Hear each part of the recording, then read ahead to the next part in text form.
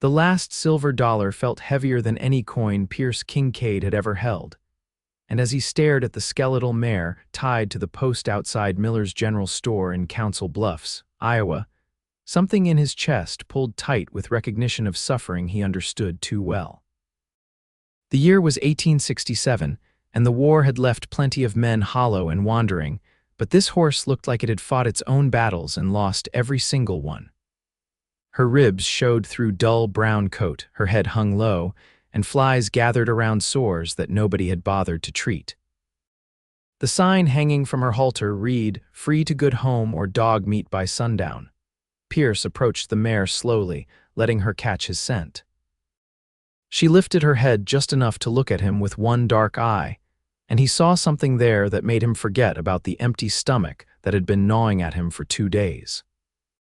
The horse was young, maybe 4 years old, and underneath the neglect he could see good lines, strong bones, the kind of animal that deserved better than whatever fate had brought her to this sorry state.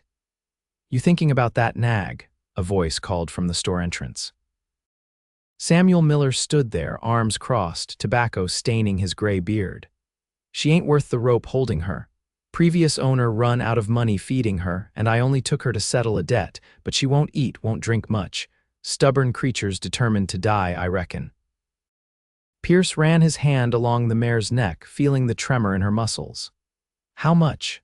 "I told you, she's free if you got a place for her. Otherwise, she's going to the rendering yard tonight. Can't have her taking up post space when she ain't generating no income." "I'll give you $1 for her," Pierce said, surprising himself. "And whatever tack you got that'll fit." Samuel laughed, a harsh bark of sound. "Son, you can have her for nothing. Save your $1 for something useful like food." But Pierce was already untying the mare, already pulling the coin from his pocket. $1? I won't take her for free. She's worth more than nothing, and I need us both to know that." Something shifted in Samuel's expression, a flicker of respect or maybe just bewilderment. He took the $1, disappeared into the store, and returned with a worn saddle, a bridle that had seen better days, and a frayed lead rope. "You're a strange one, Kincaid, but I suppose the war made strange men of all of us." Pierce took the tack without comment. He had fought for the Union, had seen enough blood and death to last several lifetimes, and had come west looking for something he couldn't quite name. Peace, maybe, purpose, a reason to keep putting one foot in front of the other. He had been drifting through Council Bluffs for 3 weeks, doing odd jobs, sleeping in the livery stable loft, trying to figure out where to go next. Now he was broke, hungry, and responsible for a half-dead horse. The mare followed him docilely enough as he led her toward the edge of town, where a small creek ran through a stand of cottonwood trees. He had been camping there, keeping his bedroll hidden in the brush, using the water to wash and drink. The mare's hooves dragged in the dust, and twice she stumbled. Pierce stopped each time, letting her gather her strength, murmuring nonsense words that seemed to steady her. At the creek, he spent an hour coaxing her to drink, letting the water trickle over her muzzle until she finally dropped her head and took long, careful swallows. He used his only spare shirt to clean her wounds, wincing at how she flinched but noting that she didn't try to pull away. When he was done, he sat on a fallen log and watched her standing in the shade, eyes half closed. "Well, girl," he said quietly, "I guess we're in this together now. Don't have much to offer you except a promise that you won't die alone and unmourned. That's got to count for something." The mare's ear flicked toward him, and for just a moment, her head lifted a little higher. Pierce spent the next 3 days nursing the mare back from the edge of death. He took a job mucking stalls at the livery to earn enough for grain, which he mixed with molasses and warm water to tempt her appetite. He brushed her coat until it started to show a hint of shine, treated her sores with salve the livery owner donated after seeing Pierce's dedication, and talked to her constantly, telling her stories about nothing and everything. On the 4th morning, something changed. Pierce woke to find the mare standing over him, her nose inches from his face. When he opened his eyes, she snorted softly and then did something that made his breath catch. She nudged his shoulder, gentle but insistent, and when he sat up, she walked a few steps away and looked back at him. "You trying to tell me something?" Pierce pushed himself to his feet, every muscle protesting. He had been sleeping on the ground for weeks, and his body felt every one of his 26 years plus a decade more. The mare walked a few more steps, stopped, looked back again.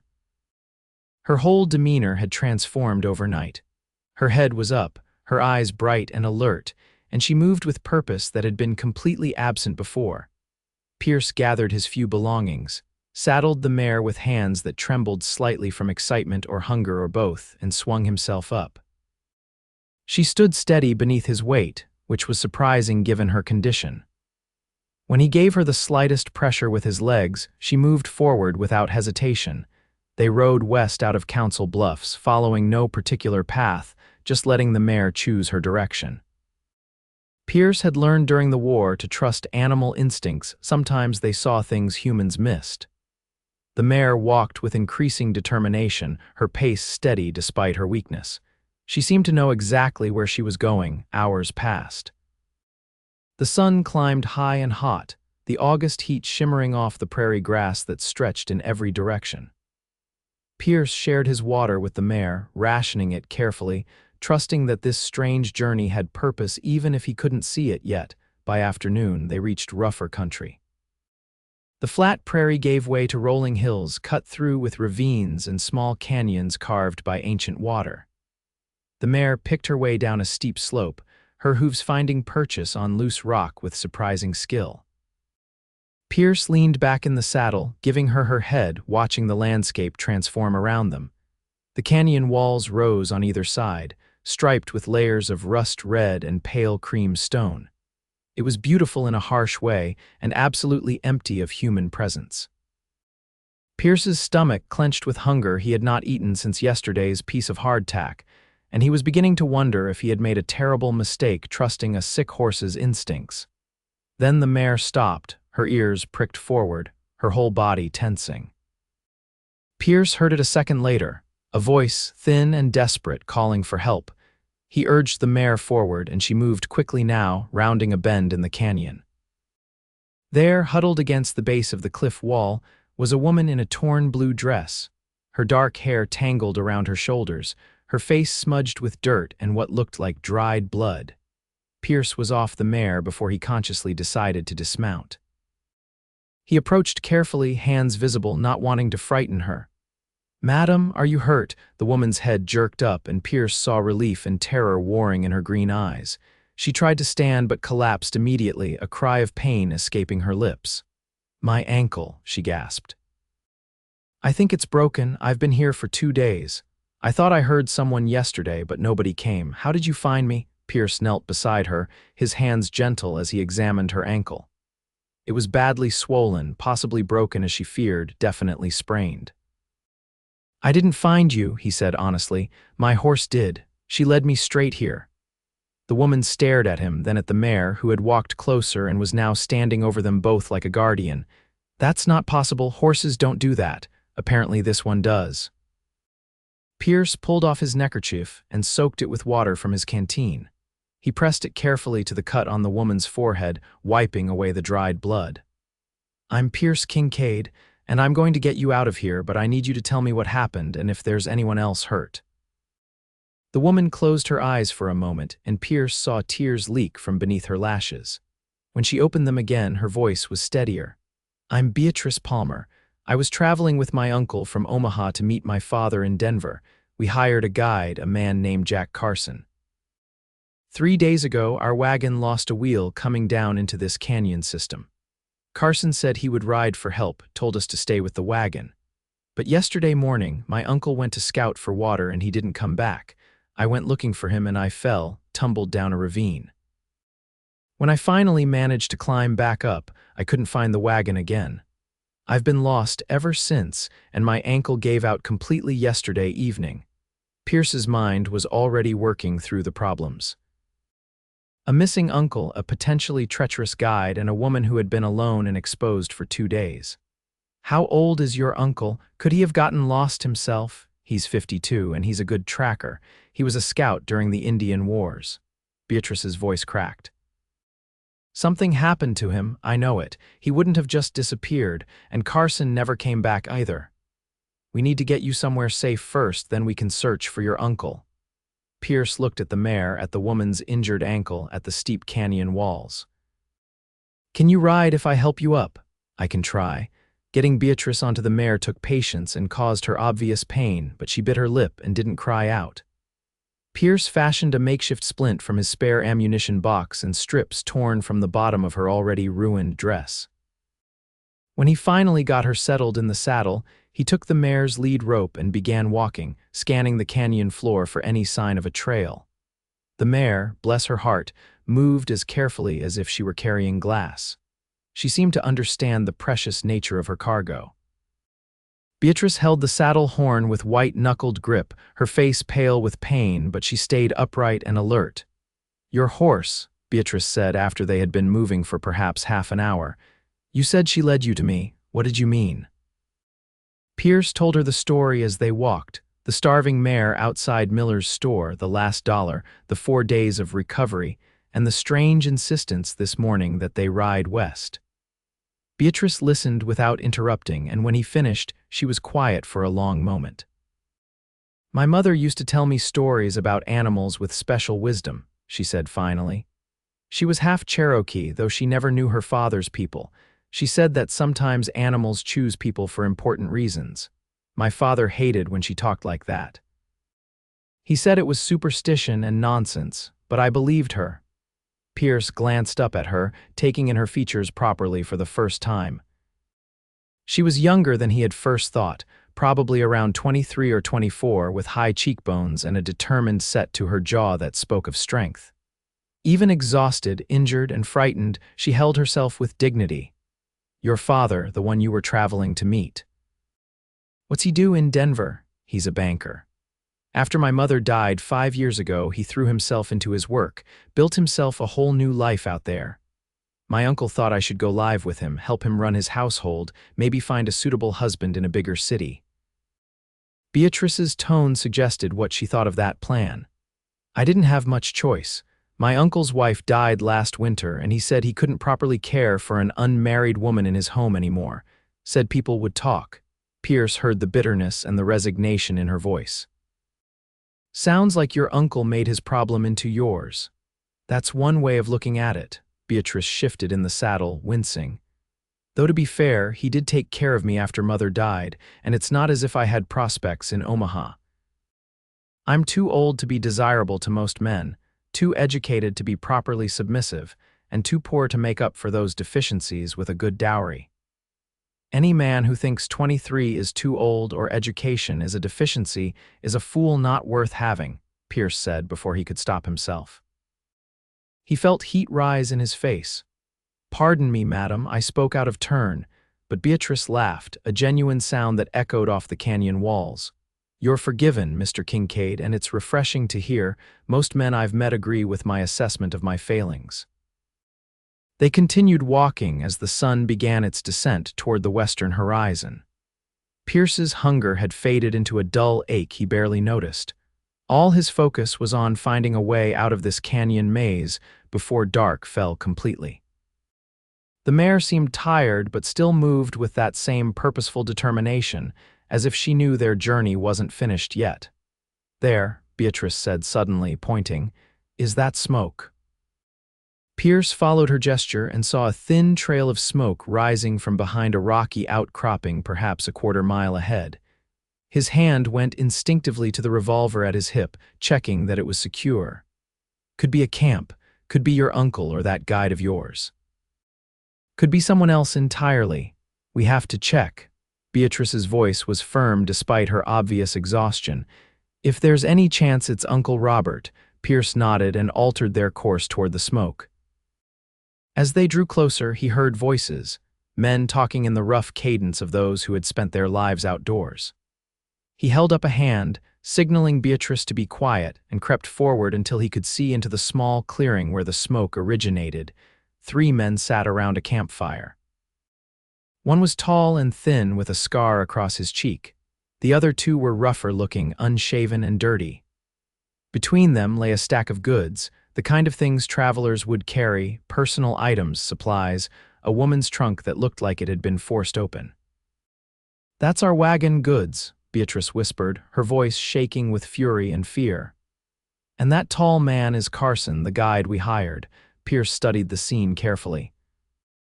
He didn't see any sign of Beatrice's uncle, which could mean the man was still alive somewhere or could mean something much worse. The three men looked comfortable and settled, not like people planning to leave anytime soon. "I'm going to approach them," Pierce said quietly. "Stay here with the mare. If anything goes wrong, if shooting starts, you ride as hard as you can back the way we came and don't stop until you find help. You can't go alone. It's 3 against 1. I don't have much choice, and I'm not leaving you exposed." Pierce checked his revolver again, then his rifle in the saddle's scabbard.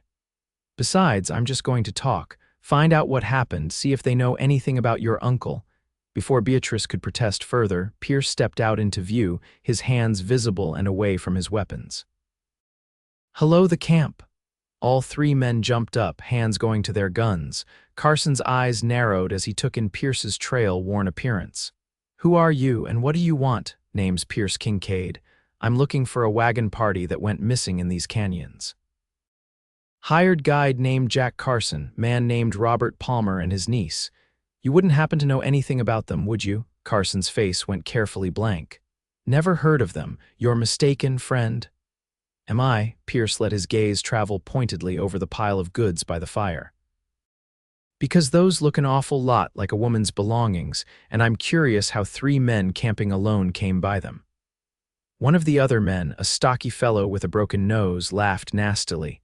"Found them, didn't we? Canyons full of abandoned things. People die out here all the time." "We just got lucky." Pierce felt cold certainty settle in his gut. These men had done something to Beatrice's uncle, had probably planned to do the same to Beatrice after robbing them. Carson had likely been in on it from the start, had deliberately led them into this isolated place specifically to make them disappear. "Where's the man who owned these goods?" Pierce asked, his voice level and calm despite the anger building in his chest. Carson's hand moved closer to his gun. "I told you we don't know nothing about no man. Now I suggest you move along before there's trouble." "I can't do that." Pierce stood his ground. "You see, I made a promise to get a lady to safety, and I always keep my promises. So I'm going to ask you one more time, where is Robert Palmer?" The third man, who had been quiet until now, stood up slowly. He was the biggest of the 3, with cold eyes and a mean smile. "The old man put up a fight. He's dead. We buried him about a mile south of here. And if you know what's good for you, stranger, you'll forget you ever heard that name." Pierce felt the world narrow down to this moment, this choice. 3 armed men against 1, and Beatrice hidden behind the rocks watching everything. He thought about the war, about all the death he had seen, about his determination to never kill again unless he had absolutely no choice. This was that choice. "I can't do that either," Pierce said softly, "because that man's niece is alive and she deserves to know what happened to him, and she deserves justice." Carson's face went white, then red with fury. "The girl's alive. Where is she?" "Somewhere you'll never find her." "Kill him," Carson snarled, and all 3 men went for their guns. Pierce was faster. The war had taught him many things, and one was how to survive when violence became inevitable. His revolver cleared leather and fired in one smooth motion. The big man went down with a bullet in his shoulder. Pierce dove behind a boulder as return fire splintered the rock above his head. He could hear the mare neighing in distress, could hear Beatrice calling his name. He fired again, forcing the broken-nosed man to duck, giving himself time to assess. Carson was circling to the left, trying to get a clear shot. The broken-nosed man was pinned behind a pile of supplies. The big man was on the ground, clutching his shoulder but still alive. "This doesn't have to end with anyone else dying," Pierce called out. "Throw down your weapons and I'll let you ride out of here." "So we can hang for murder?" "I don't think so." Carson fired twice, bullets whining past Pierce's position. The broken-nosed man made a run for better cover, and Pierce had no choice but to drop him with a shot to the leg. The man went down screaming. Carson fired again, this time from much closer, and Pierce felt the bullet tug at his sleeve. He rolled, came up firing, and saw Carson stumble backward, a red stain blooming on his chest. Silence fell over the clearing, broken only by the moans of the wounded men and the ringing in Pierce's ears. He stood slowly, keeping his gun trained on the survivors. Neither of the wounded men seemed inclined to continue the fight. Pierce walked forward carefully, kicked away their weapons, then went to check on Carson. The guide was still breathing, but barely. His eyes found Pierce's face. "Should have minded your own business," he rasped. "Old man had a money belt. $2,000, we were going to be rich." "You were going to be murderers," Pierce said quietly. "You already are," Carson coughed, blood flecking his lips. "Girl too pretty to die quick. We were going to have some fun first. You saved her from that." His eyes glazed over and he stopped breathing. Pierce stood there for a long moment, feeling sick and tired and older than the canyons around him. Then he heard hoofbeats and turned to see Beatrice riding the mare into the clearing, her face set with determination, despite the pain she must have been feeling. "I told you to stay hidden," Pierce said, but there was no heat in his voice, "and I chose not to listen." Beatrice looked at the wounded men, at Carson's body, at the blood and the chaos. Her face was pale, but her voice steady. "Uncle Robert is dead, then. I'm sorry." "They said they buried him a mile south." Beatrice nodded slowly, tears finally spilling down her cheeks. "He was a good man, stubborn and old-fashioned, but good. He didn't deserve this." Pierce moved to help her down from the mare. She leaned against him, and he could feel her shaking. "We'll find him," he promised. "We'll make sure he gets a proper burial, but first we need to deal with these two." He gestured at the wounded men. "What will you do with them?" "Tie them up, take them back to Council Bluffs to face justice. It's a 2-day ride, maybe 3 with injuries to tend." Pierce looked at Beatrice's ankle. "And you need a doctor to look at that properly." "I'll manage." Beatrice straightened, wiping her eyes. "Let's find my uncle first. I need to say goodbye." They found Robert Palmer's grave exactly where the big man had said, marked with a cairn of stones. Pierce dug carefully, and they found the body wrapped in a blanket, at least given that much dignity. Robert Palmer had been shot twice, once in the chest and once in the head. Quick, at least, if that was any comfort. Beatrice knelt beside her uncle's body and wept quietly. Pierce stood back, giving her privacy, scanning the area for threats. When she was ready, they reburied him properly, and Beatrice spoke a prayer her mother had taught her, mixing Cherokee words with English in a way that felt right for a man caught between two worlds. By the time they returned to the bandits' camp, night was falling fast. Pierce tied up the 2 wounded men, tended their injuries enough to keep them alive for trial, and then made camp. He found food among the stolen supplies, actual food, dried meat and beans, and even coffee. His hands shook as he prepared a meal, and he realized he was close to collapse. Beatrice noticed. "When did you last eat properly?" 2 days ago, maybe 3. "And you fought 3 men, dug a grave, and tended their wounds on an empty stomach." She shook her head in disbelief. "Sit down before you fall down, Pierce Kincaid." Pierce obeyed, too tired to argue. He watched Beatrice move around the camp, favoring her injured ankle but refusing to sit still. She made coffee, heated the beans, and sliced the dried meat with efficient motions. When she handed him a plate piled high with food, their fingers brushed, and Pierce felt something arc between them like lightning. "Thank you," he said, meaning for more than just the food. "You saved my life today. Thank you seems insufficient." Beatrice sat beside him, close enough that he could feel the warmth of her body against the cooling night air. "You could have ridden past this canyon. You could have ignored what your mare was telling you. You could have left me there." "No," Pierce said simply. "I couldn't have." They ate in silence for a while, too hungry for conversation. The 2 prisoners were quiet, bound, and miserable, but alive. The mare stood nearby, finally grazing on the grass growing along the creek that ran through this part of the canyon. She looked better already, her head up, her coat starting to shine in the firelight. "What will you do now?" Beatrice asked eventually. "After you take these men to justice?" Pierce hadn't thought that far ahead. He had been drifting for so long, moving from place to place with no destination in mind. "I don't know, find work somewhere, keep moving, I suppose. You could come to Denver with me." The words hung in the air between them. Pierce looked at Beatrice, at her face lit by firelight, at the strength and intelligence in her eyes. "Your father might not appreciate you showing up with a vagrant cowboy in tow." "My father doesn't get to dictate my life anymore." Beatrice's voice was firm.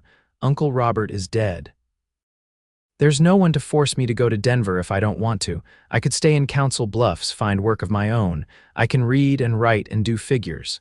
I could teach maybe or keep books for a business. That's a hard life for a woman alone. Harder than being sold off to some banker's son in Denver who wants a pretty ornament and a brood mare, Beatrice laughed bitterly. At least if I'm alone, I get to make my own choices.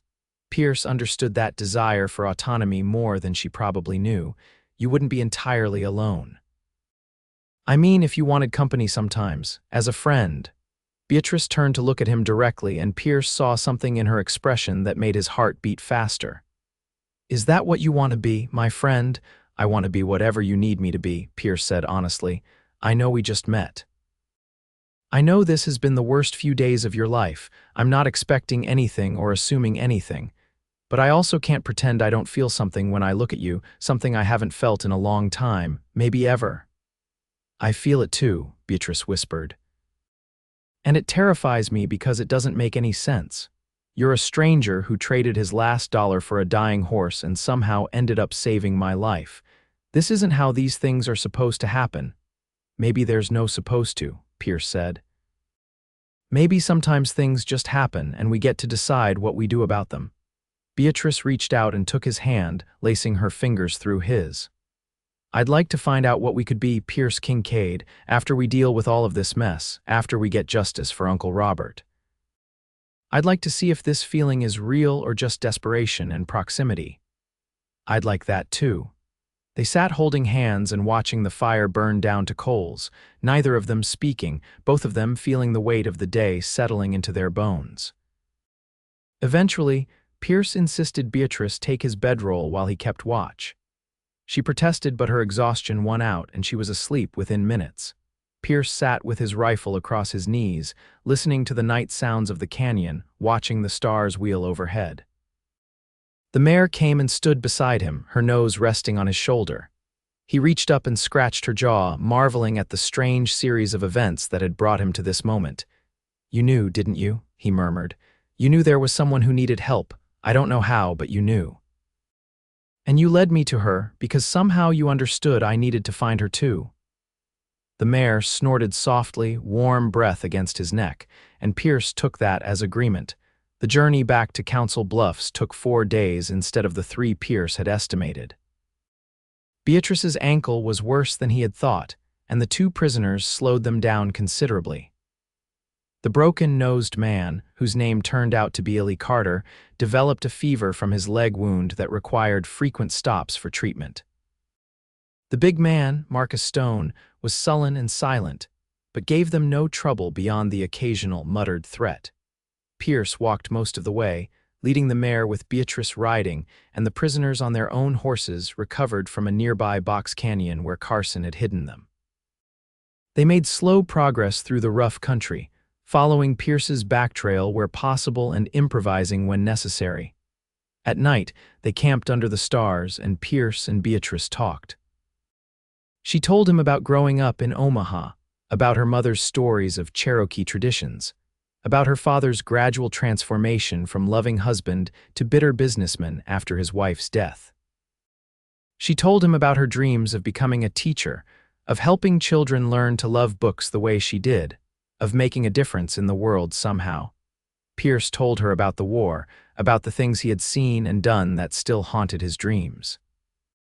He told her about his family's farm in Ohio, destroyed by Confederate raiders while he was away fighting, about his parents dying of fever in a military hospital, about coming west to escape the ghosts that followed him everywhere. We're quite a pair, Beatrice said on the 3rd night. 2 orphans with nothing but a half-healed horse and a pile of stolen goods between us. Don't forget the 2 murderers, Pierce added wryly. They add a certain something to our prospects. Beatrice laughed, and Pierce loved the sound of it. She had been laughing more as they traveled, as her body healed and the shock of her uncle's death began to fade into grief she could manage. She was resilient and brave and smart, and Pierce found himself falling harder for her with every conversation. On the 4th night, they camped just outside Council Bluffs, close enough to see the lights of the town but far enough for privacy. Pierce made a fire and used the last of their supplies to cook something resembling a decent meal. Beatrice had been practicing walking on her ankle, and though she still limped badly, she could put weight on it now. After they ate, she came and sat beside Pierce, close enough that their shoulders touched. "Tomorrow we have to face reality," she said quietly. "We have to deliver these men to the law, make our statements, deal with Uncle Robert's affairs and the money he was carrying that these men killed him for. I know. And after all that, we have to decide what comes next." Pierce turned to look at her. In the firelight, she was beautiful, all sharp edges and soft curves, strength and vulnerability mixed together. "What do you want to come next?" "I want to stay in Council Bluffs and find work. I want to save money and make a life for myself." Beatrice took a deep breath. "And I want you to be part of that life if you want to be." "I want that more than anything," Pierce said. "But Beatrice, I have to be honest with you. I'm broke. That dollar I spent on the Mare was truly my last. I've been living day to day on odd jobs, and I don't have anything to offer you. No property, no prospects, nothing but a half-starved horse in my own 2 hands." "Good thing I don't need you to offer me anything, then." Beatrice smiled. "I'm not looking for someone to take care of me, Pierce. I'm looking for someone to build a life with, side by side, equal partners." "Can you do that? Can you see me as your equal, not as some delicate thing that needs protecting?" Pierce thought about the past 4 days, about Beatrice's courage and determination, about the way she had handled her uncle's death and the brutality of the men who killed him. He thought about her intelligence and her humor, her kindness and her strength. "I can do that," he said. "I can't promise it'll be easy. I've got my own scars and ghosts, but I can promise I'll try every day to be the partner you deserve."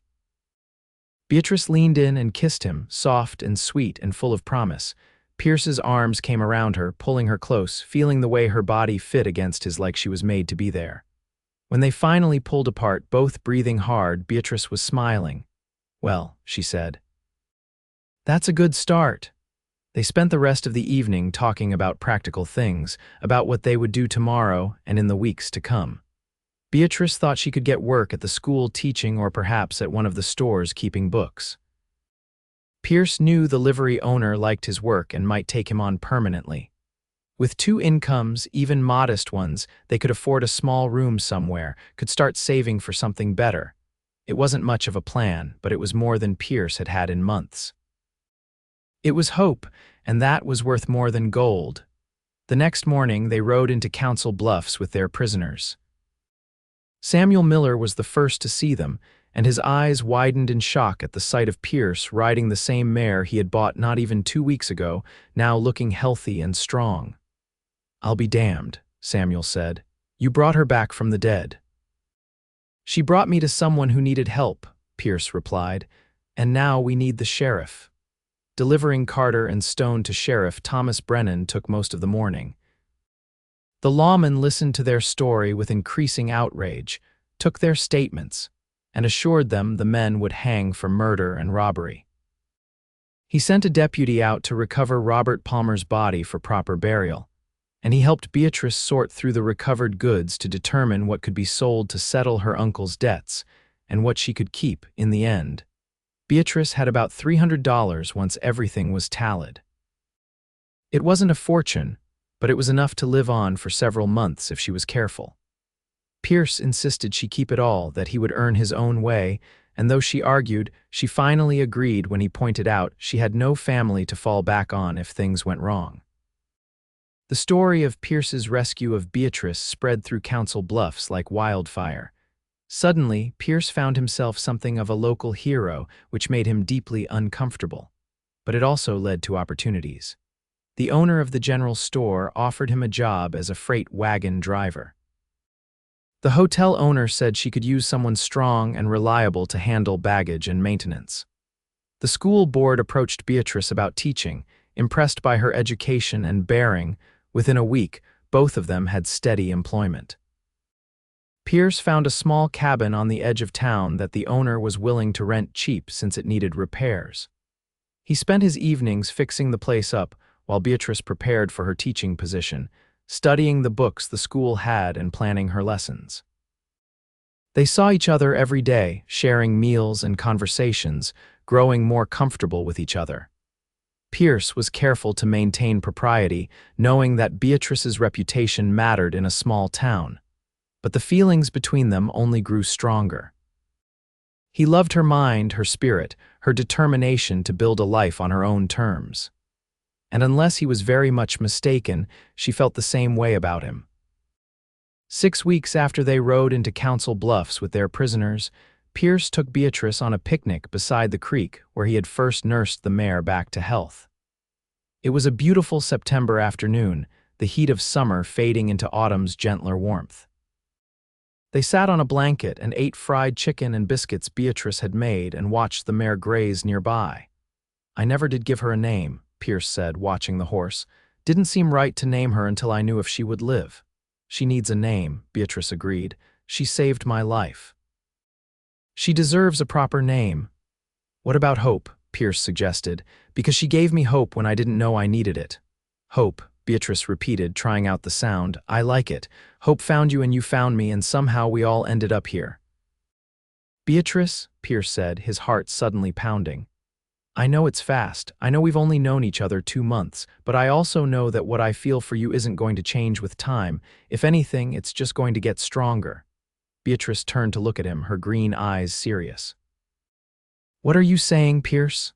"I'm saying I love you. I'm saying I want to build a life with you, a real life, a forever life. I'm saying I want to marry you if you'll have me." Pierce reached into his pocket and pulled out a simple gold band he had bought with his first wages from the freight job. "It's not fancy, and I know I should have asked your father or your uncle if they were alive. But you said you wanted a partner, someone who saw you as an equal. So I'm asking you directly, Beatrice Palmer, will you marry me?" Tears streamed down Beatrice's face, but she was smiling wider than Pierce had ever seen. "Yes," she said. "Yes, absolutely yes. I love you too, Pierce Kincaid, and I want to spend my life with you." Pierce slipped the ring onto her finger, and then he kissed her, pouring all his love and hope and joy into that moment. When they finally broke apart, both laughing and crying at the same time, Hope wandered over and pushed her nose between them as if offering her own congratulations. They were married 2 weeks later in a simple ceremony at the small church in Council Bluffs. Samuel Miller stood up as Pierce's witness, and the school principal served as Beatrice's.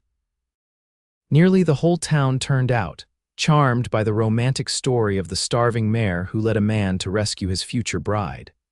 The judge who presided over Carter and Stone's trial attended, as did Sheriff Brennan and the deputy who had recovered Robert Palmer's body.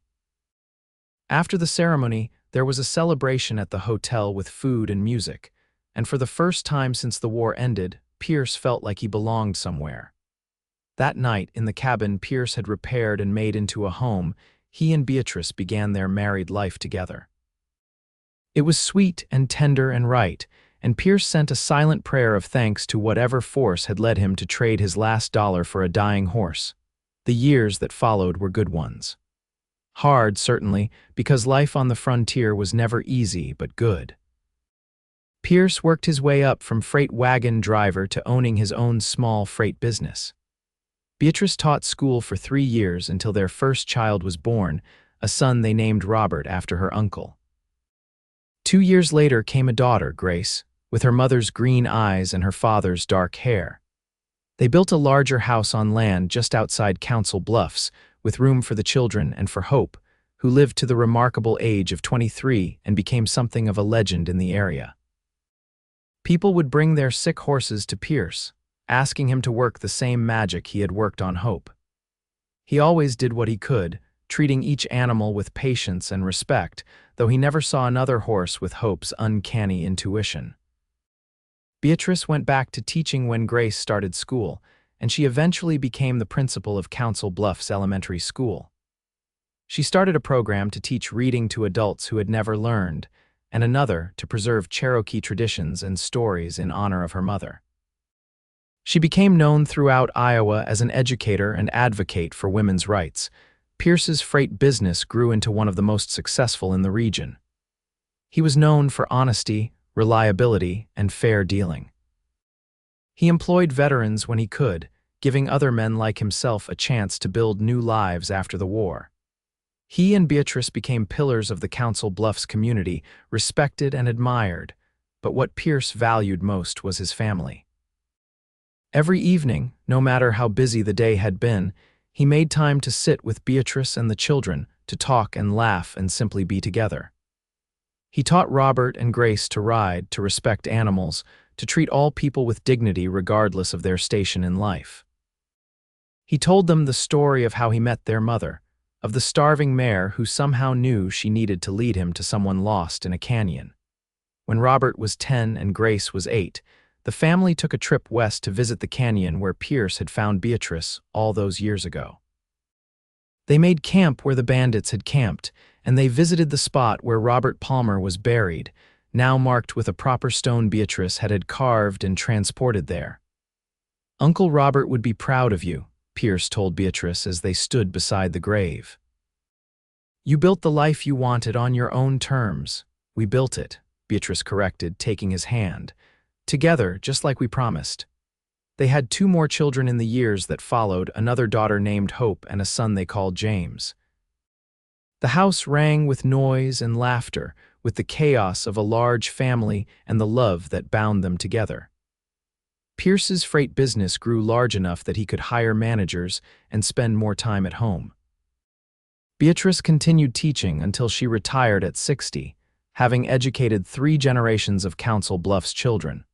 On their 25th wedding anniversary, Pierce took Beatrice back to the creek where he had nursed Hope back to health and where he had proposed. The mare was long gone, buried beneath a tree on their property with a marker Beatrice had insisted on. But her legacy lived on in the horses they bred from her bloodline, in the stories they told, in the way their lives had unfolded from that one impulsive decision to spend a last dollar on a dying animal. "Do you ever wonder what would have happened if you had kept that dollar?" Beatrice asked, leaning against Pierce's shoulder. "If you had walked past Hope and saved your money for food, every day," Pierce admitted. "And every day I thank God I didn't. That horse gave me everything. She gave me you. She gave us each other," Beatrice said. "And we took that gift and built something beautiful from it." They sat in comfortable silence, watching the water flow past, thinking about the years behind them and the years still to come. They were in their 50s now, graying and creaking in the joints, but still deeply in love, still partners in every sense of the word. Pierce thought about the man he had been when he rode into Council Bluffs 2.5 decades earlier, hollow and lost and searching for something he couldn't name. He thought about the starving mare and the impossible journey into the canyons. He thought about finding Beatrice, about the immediate recognition that she was important, that she would change everything. "I would do it all again," he said quietly. "Every hardship, every struggle, every moment of doubt, I would do it all again exactly the same way just to end up here with you." Beatrice turned and kissed him, soft and sweet just like that first time by the campfire. "So would I, my love, so would I." As the sun set over Council Bluffs, Iowa, Pierce Kincaid held his wife close and felt complete. He had found his purpose, his peace, his home.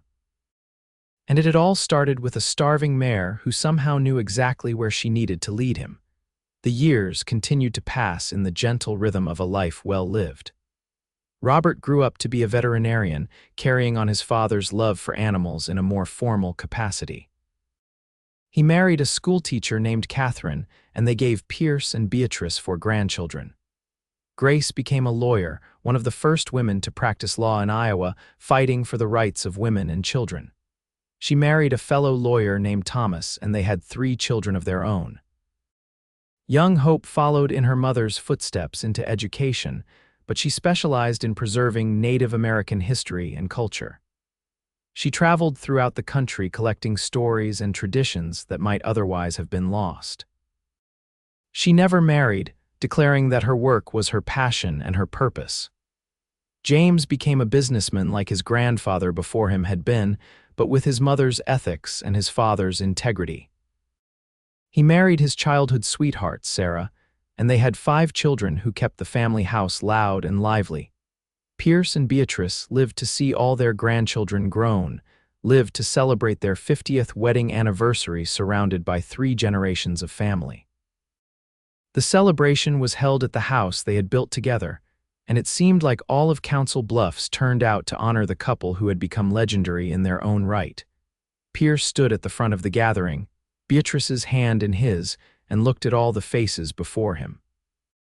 Children and grandchildren, friends and neighbors, people whose lives they had touched in ways large and small. He thought about the extraordinary journey that had brought him to this moment, about the divine providence or blind luck or whatever force had made him stop outside Miller's General Store on that hot August day in 1867. "I was lost when I came to this town," Pierce said, his voice carrying across the quiet crowd. "I didn't know it, but I was as close to dead as that mare I bought. And somehow, in saving her, in letting her lead me where she needed me to go, I found everything I didn't know I was looking for. I found love, I found purpose, I found home." He turned to Beatrice, seeing the young woman in the torn blue dress superimposed over the elegant older woman beside him. "You have been my partner, my love, my best friend for 50 years. You have given me children and grandchildren, a life richer than I ever imagined possible, and I fall in love with you more deeply every single day." Beatrice was crying, tears of joy streaming down her face. "You saved my life, Pierce Kincaid, and then you made that life worth saving. Every moment with you has been a gift." They kissed while their family and friends cheered, and Pierce felt his heart full to bursting with gratitude and love. This was what mattered, not the freight business or the money or the respect of the community, though those things were nice. What mattered was love, was family, was building something meaningful with someone you cherished. As the celebration continued into the evening, Pierce found himself standing by the fence looking out at the horses grazing in the pasture. Hope's great-great-grandchildren carrying her bloodline forward. They were beautiful animals, strong and intelligent, and several had shown the same uncanny intuition their ancestor had possessed. Young Robert joined him at the fence, now 30 years old and an accomplished veterinarian. "Grandpa, I've been meaning to ask you something. About Hope, about the day she led you to Grandma." "What about it? Do you really believe she knew? That she understood there was someone who needed help and she led you there on purpose?" Pierce considered the question carefully.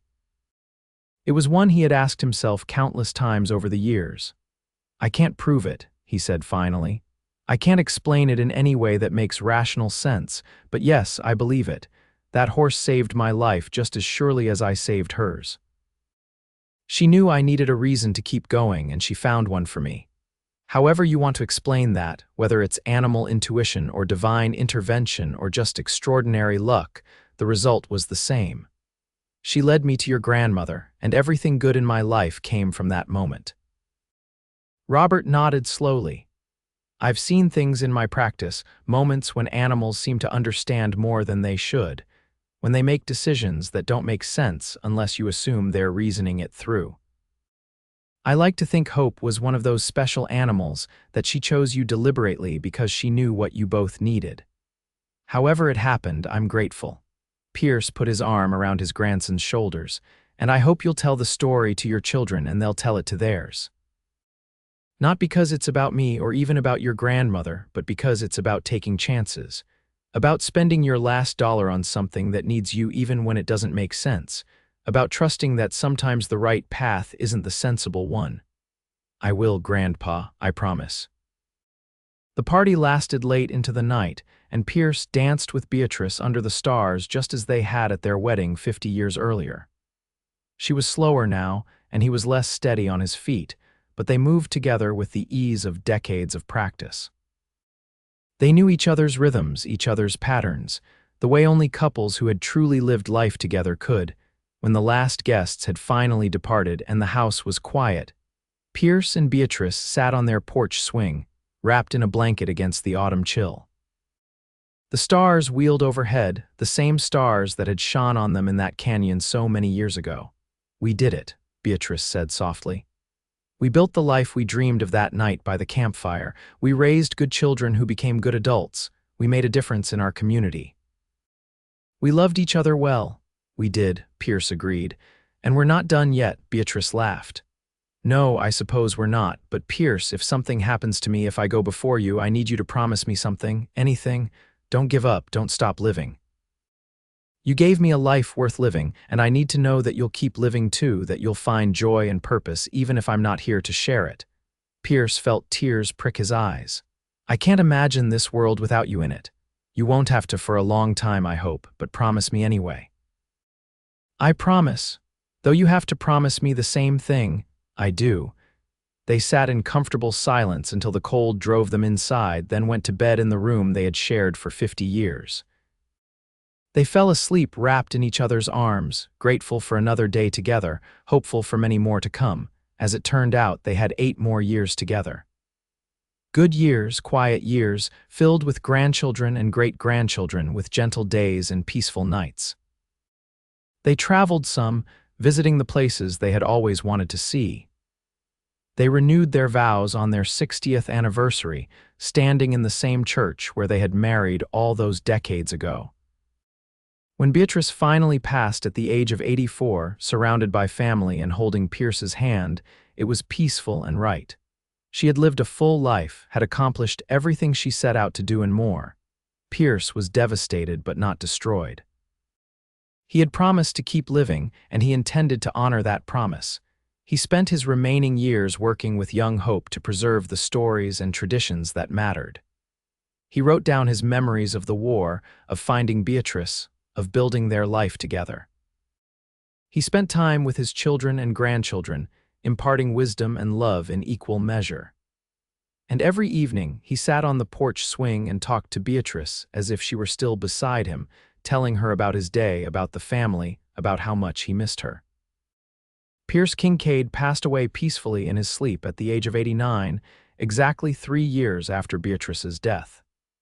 His children found him the next morning still in bed, a smile on his face, looking more at peace than they had seen him since their mother died. They buried him beside Beatrice in the Council Bluffs Cemetery, under a stone that read, Pierce Kincaid, 1841-1930, beloved husband, father, and grandfather. He spent his last dollar on hope and found love. The story of Pierce and Beatrice, of the starving mare who led a lost man to a lost woman in a canyon, became part of Council Bluffs folklore. It was told and retold, embellished and romanticized, passed down through generations. But at its core, it remained a simple truth, that sometimes love finds us in the most unexpected ways, and that the smallest acts of kindness can change everything. The descendants of Pierce and Beatrice Kincaid continued to live in Iowa, carrying forward the values their ancestors had instilled. They remained involved in their communities, fought for justice and equality, treated animals and people with respect and dignity. And they all knew the story of hope, the mare who saved 2 lives by bringing 2 souls together in the wild canyons of the American West. In the end, Pierce's impulsive decision to trade his last dollar for a starving mare had created a legacy that extended far beyond his own life. It had created a family, a dynasty even, rooted in love and service and the belief that every life has value. It had proven that sometimes the most illogical choices are the right ones, that following your heart can lead to places your mind never imagined. And somewhere, in whatever lies beyond this life, Pierce and Beatrice were together again, young and whole and deeply in love, with a beautiful brown mare grazing nearby. They had their happily ever after, earned through struggle and sacrifice, built on trust and partnership, sustained by a love that transcended time and death. Their story was complete, a testament to the power of compassion, the mystery of fate, and the enduring strength of true love. From a last dollar and a dying horse to a lifetime of joy and a legacy that would last for generations, Pierce and Beatrice Kincaid had lived a love story worthy of the Wild West itself. Heartfelt and dramatic, tragic and triumphant, ultimately beautiful in its simplicity and depth. The final words on their shared gravestone, added years later by their children, said it all. Together in life, together in death, together forever in love.